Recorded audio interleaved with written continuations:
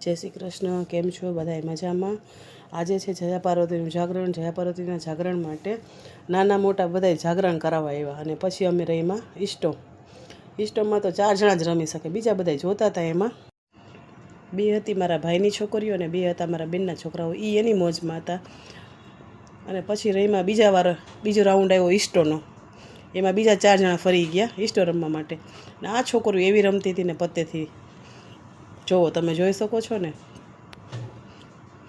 પછી અડધી રાત થઈને પછી અમને લાગી ભૂખ, તો બધાય મંગાવ્યા કુંભણિયા ભજીયા. બધાએ ભેગા થઈને કુંભણિયા ભજીયા ખાધા. બહુ મસ્ત હતા. એક તો વરસાદ ફૂલ ચાલુ હતો અને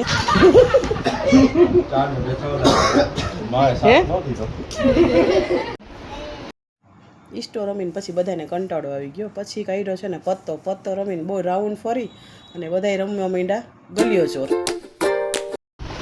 જયા પાર્વતીના બીજા દિવસે છે ને જાગરણ કરી અને ગોયણી જમાડી. એને ઉજવણું હતું એના માટે 5 કુંવારકા જમાડી અને 5 સુહાગણ સ્ત્રીને જમાડી. અને એને આપી અમે સરપ્રાઈઝ ગિફ્ટ. કુંવારકા જમી લીધું ને પછી અમે બધા લેડીઝ સાથે એકસાથે જમવા બેસી ગયા. અને આ બધાને ગોયણી કરે છે, જુઓ તમે. અને આપી પછી સરપ્રાઈઝ ગિફ્ટ.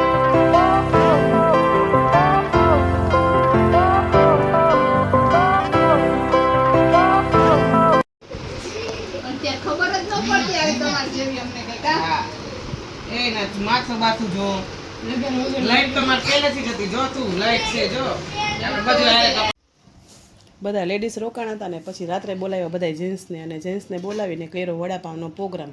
વરસાદે ચાલુ હતો. વરસાદમાં ક્યાં જવું પછી બહાર. પછી નક્કી કર્યું કે ચાલો કરી નાખી વડાપાવ જમી અને ફ્રી થઈને પાછી મોજ કરી લીધી. હો, આજનો મારો વ્લોગ તમને કેવો લાગ્યો? ગમ્યો હોય તો લાઈક કરો, શેર કરો, સબસ્ક્રાઈબ કરો.